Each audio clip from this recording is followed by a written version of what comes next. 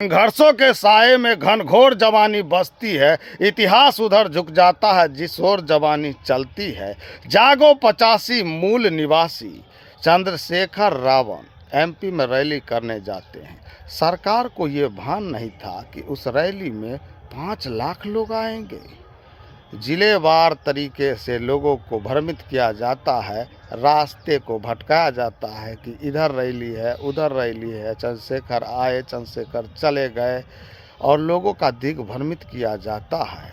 कई जगह तो पुलिस उन्हें रोक भी देती है, लेकिन ये ऐतिहासिक रैली रहा।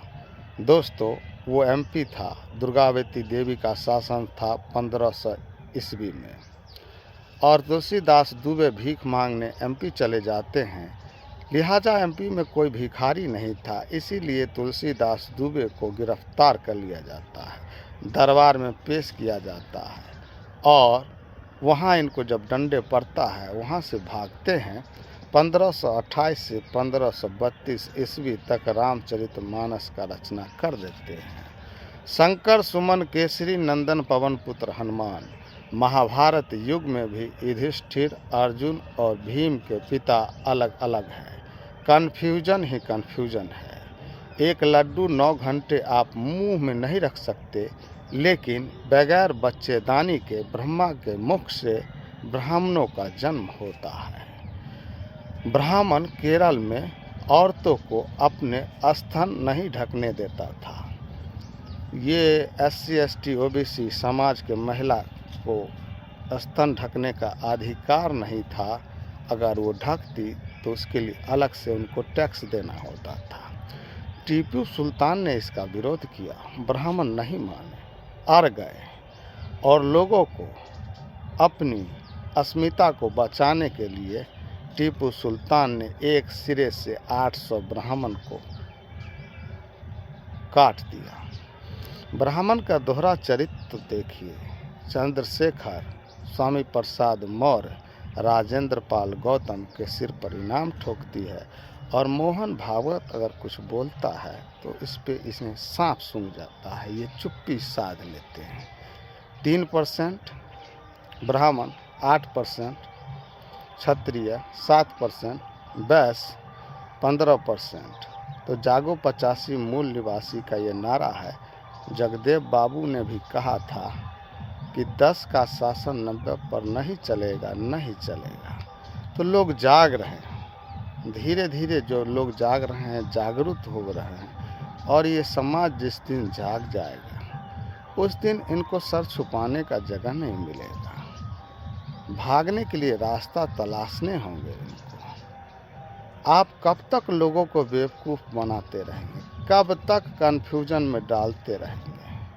बाबा साहब अम्बेडकर कह दिया कि हम हिंदू पैदा हुए, ये मेरे बस में नहीं था, लेकिन हम हिंदू मरेंगे नहीं। एक और वाक्य है, सिख धर्म से ऑफर मिलता है अम्बेडकर को कि आप सिख धर्म अपनाइए। उन्होंने कहा ठीक है, हम सिख धर्म अपना लेंगे, लेकिन मेरी एक शर्त है कि मैं सिख धर्म में आने के बाद, जो आप कह रहे हैं अमृत छकने के बाद, क्या हमारा आपके साथ बेटी रोटी का रिश्ता बन जाएगा? क्या हम आपके लड़की से और आपका लड़की हमारे साथ शादी विवाह कर पाएगी? कहा नहीं, ये संभव नहीं है, आपको चमारों में और वो छोटे मोटे जो सिख में हो उनमें ही शादी होगा, ये आपको फैसिलिटी नहीं मिलेगा। उन्होंने कहा मैं लात मारता हूँ ये अमृत को, लात मारता हूँ उस चीज़ को, मुझे नहीं रहना है। तो अंबेडकर ने जो इतिहास बनाया है, जो आपको दिया गया है आरक्षण के लिए, पंडित नेहरू, सरदार पटेल उन्हें मना कर दिया तो वो कहे कि मैं इस पैनल से हट जाता हूँ। तो फिर गांधी जी कहे कि किसी दूसरे का मजाल नहीं है कि वो संविधान का रचना कर डाले, इसलिए अंबेडकर को रखना हमारी मजबूरी है, व्यवस्था है। और अंबेडकर ने आपको आरक्षण दिया। अगर आरक्षण नहीं होता तो आपका दशा क्या होता, आपका दिशा क्या होता।